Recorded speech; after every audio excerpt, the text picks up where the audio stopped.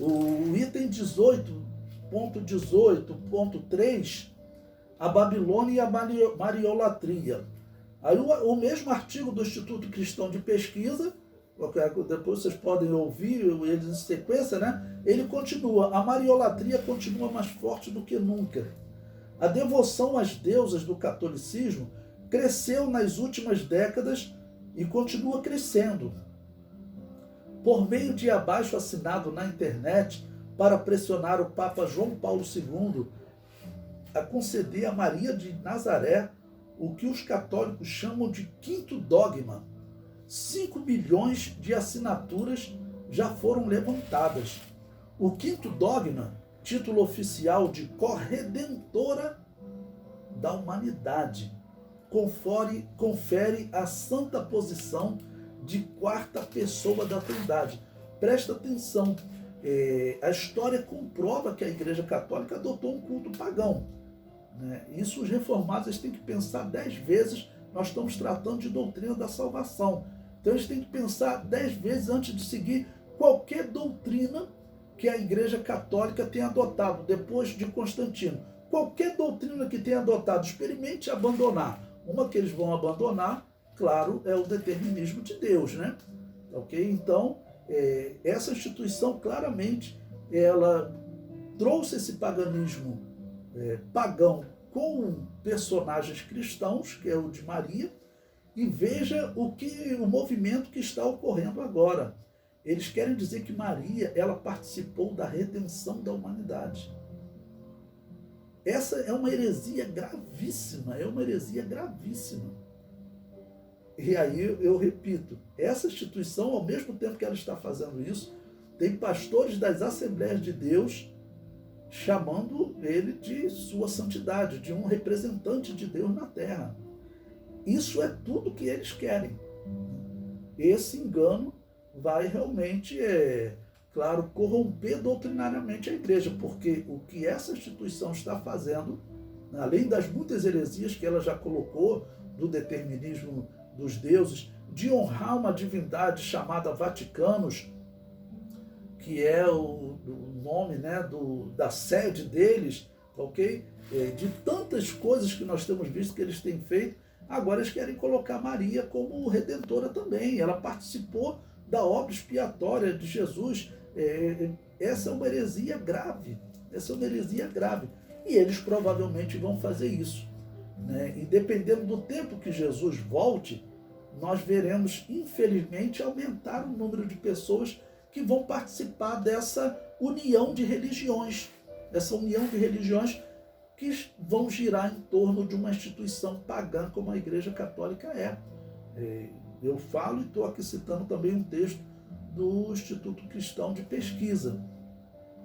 O artigo prossegue: o movimento que busca essa conquista, colocar Maria como corredentora e como quarta pessoa da Trindade, o movimento que busca essa conquista chama-se Vox Populi Maria Mediatrice, acho que se traduz por mediadora, e é liderado pelo teólogo Mark Viravalli, professor da Universidade Franciscana de Steubenville, no estado de Ohio, Estados Unidos.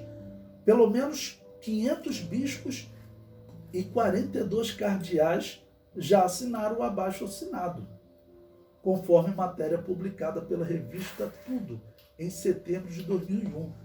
Veja, isso não é um movimento isolado, não. É claro que essa é uma heresia grave. Não tem como dizer que Maria é corredentora. A Bíblia não dá mais nenhuma evidência para isso.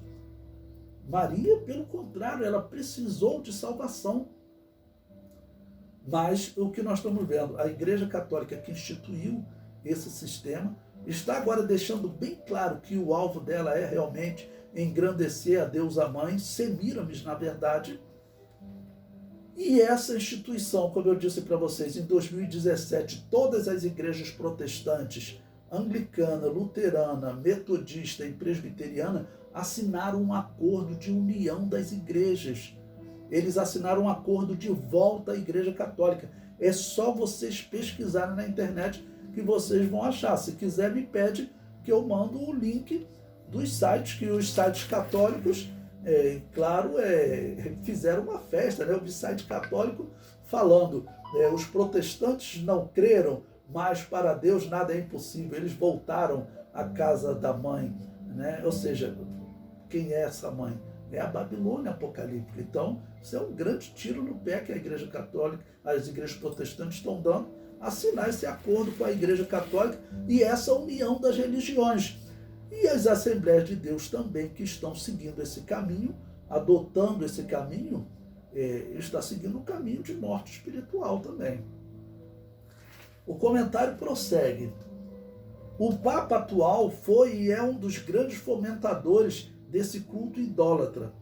O lema de seu brasão de pontificado, Totus Tuus, todo de Maria, significa sua entrega total a Maria. Sua primeira viagem, 13 dias após a eleição, foi a um santuário mariano nas proximidades de Roma. Desde então, o Papa não perde a oportunidade de reafirmar seu culto à Mãe de Jesus e de lembrar que foi Nossa Senhora de Fátima quem o salvou do atentado a tiros que sofreu em 1981. Então, observe, toda a glória a Deus, a Mãe.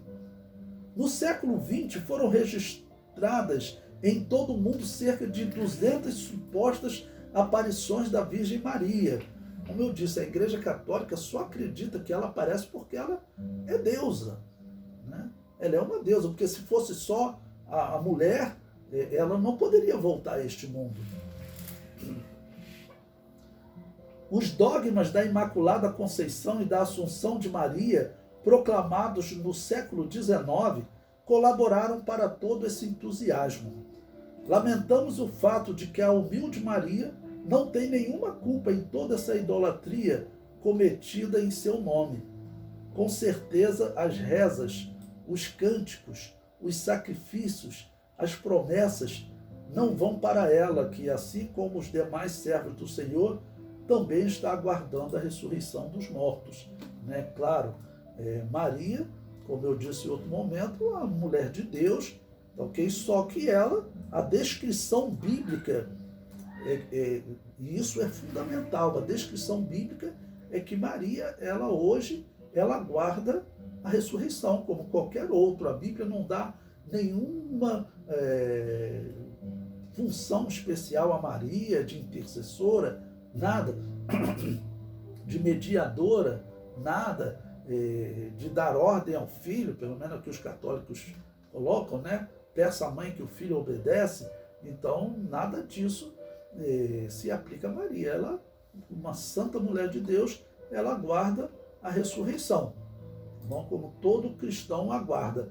Toda essa prática, esse culto a Maria, que hoje não existe a menor dúvida, é muito maior do que o culto a Jesus dentro da Igreja Católica.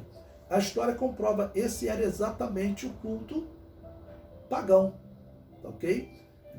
E Nimrod, ele copiou esse culto porque a história diz que ele se apresentou como sendo a semente da mulher que Deus teria prometido que resgataria a humanidade, né? Então ele conhecia aquela história da semente da mulher, e Semíramis, que era sua mãe, também conhecia essa história. Eles viveram cerca de 150 anos depois do dilúvio, então eles conheciam bem essa história, e eles acabaram manipulando essa história, tá ok? Já que lá o texto dizia que o Salvador, aquele que pisaria a cabeça da serpente, o resgatador da humanidade, ele seria a semente da mulher. Como semente da mulher, significa que ele nasceria sem participação de homem, porque a semente da vida está no homem, o sêmen. Então, Jesus Cristo, como semente da mulher, significa já que ele nasceria de uma virgem, de uma mulher que não teria tido contato com o homem.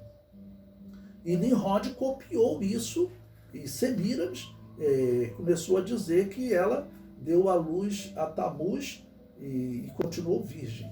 Tá bom? Ela era a rainha, a mãe, e ela era tida como virgem entre eles. Ou seja, a história comprova 100% do culto católico, lá no ano 400. Então, quando os reformados dizem que 1100 anos depois eles reformaram a igreja cristã, não. Esses 1100 anos, essa era que vai ser dominada pela igreja católica, até os bárbaros vão sofrer com a igreja católica. Esses 1100 anos era, na verdade, uma atuação da Babilônia apocalíptica, né? E não da verdadeira igreja de Jesus. A verdadeira igreja de Jesus estava fugindo da igreja católica, da perseguição da Babilônia apocalíptica.